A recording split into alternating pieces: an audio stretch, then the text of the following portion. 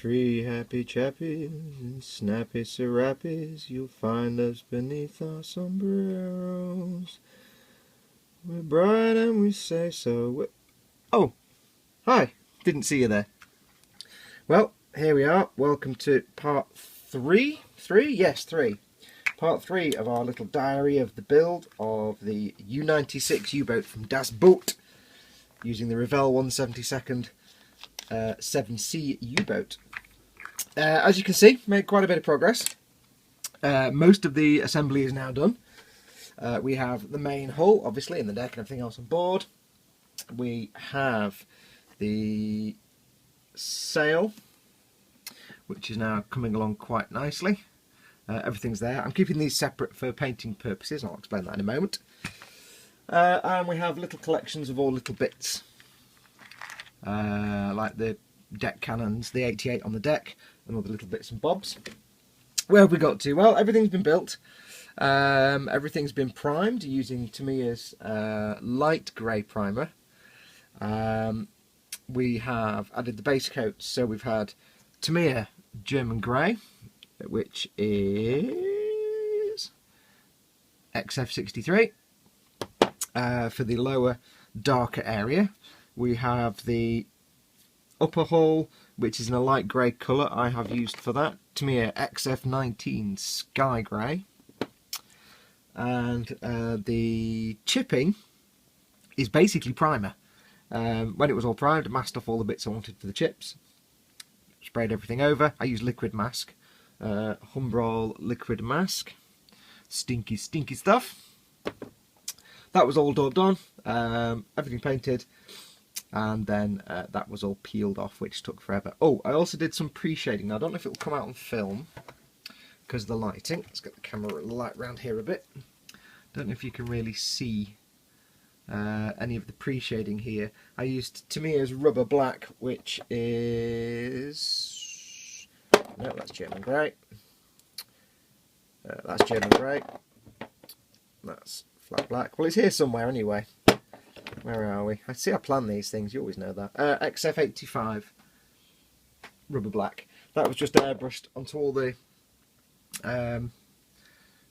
plating joints and lines of rivets, just to give some depth, and everything was sprayed over, and sprayed over lightly enough that you could still see some of the pre-shading underneath. I also didn't go too heavy on the colours because I wanted the pre-shading to be visible. Let's move this light again so you can see. Because I wanted the pre-shading to be visible, I couldn't go too heavy. But this means then that I've got some nice natural variation in greys. It's not all just German grey. It's some bits you can see more primer underneath than others. Some bits are quite light. Some panels are quite dark. And it came out quite nicely. The light grey came out a little solid, unfortunately, but I can work with that on oils. There's some areas where the panel, the pre-shading disappeared, but I can bring that back using oil paints later on. What else have we done? At the moment I'm just working on the deck. I was debating whether to airbrush the deck, but I decided that would be an absolute living nightmare to try and mask off all the... I mean, masking off the panels would be one thing, but I've got to mask off all these railings as well, which I thought, you know what, I'm just going to brush it. So what I'm going to do, I'm just brushing it now with Tamiya's XF55 Deck Tan, just as a generic wood colour. I'll probably go around that with some a darker colour, or perhaps an oil paint of some sort, just to give some variation, so it's got some shading. And then what I'll do is I will do an oil paint gunk wash with probably black, just to get it into all the little nooks and crannies, all the little bits of grating, so that they stand out. And then when that's been done, I shall go over it again with a dark oil colour, probably not black, but like a dark grey or some sort of dark browny grey, to basically cover most of it up. The decking on U-boats had a special coating on it on top of the wood, special anti-slip and anti-fouling coating that was designed to make it a bit more grippy, but also try and prevent algae and stuff growing on the wood and keep the wood protected. So that's going to cover most of it. So when it's finished, most of the decking will actually look very dark grey or black. But what I will do is in areas high traffic, like round the 88, or the sides of the sail, or where there are hatches, I'll not have so much dry brushed on there, or brushed on, or more rubbed off, I'm not quite sure yet, to suggest that that coating is worn away and you can see the decking underneath.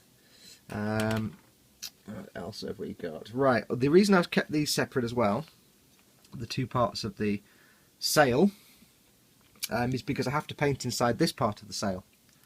In here there's spare decking for the deck, so that needs to be basically the same principle as this decking here, and all the little bits and bobs.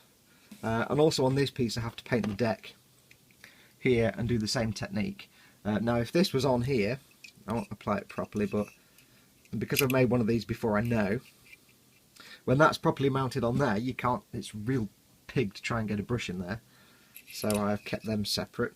There's actually masking fluid under here, so that when I come to glue these together I can pull the masking fluid off and you've got bare plastic, and same under there, it's not really painted, so there'll be somewhere for the glue to weld the plastic together. Now the chipping, and I've just found some chipping fluid there. The chipping looks a bit extreme, but I'm not worried. It's designed to look like a U-boat that's been out at sea for some time. And if you look at photographs of U-boats that have been out at sea for say 6 months, they look battered. I mean, the paint's come off, there's rust, there's a gunk line around where the water line is, where all algae and stuff grows. There's the undercoat, you can see the anti-fouling undercoat, there's bare metal, there's all kinds of nastiness, so these things got battered.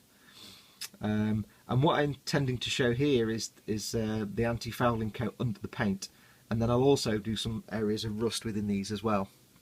Now there's a debate about U-boats as to what colour to use. There are technically two accurate colours from my research that I found out. There was a red anti-fouling paint, and there was a light grey or just off white coloured anti-fouling paint. Now I did discuss this with the client, gave him both options. Personally, although red would be accurate, it would look really, really weird. And I know it will be accurate and correct, but sometimes you have to go for what looks right rather than what is actually right. And if you can imagine all these paint chips bright red, it would be really weird. Plus it would kind of hide some of the rusting as well. Whereas a light coloured chipping looks just more dramatic, and looks more like paint chipping rather than just somebody splattered loads of red paint all over it.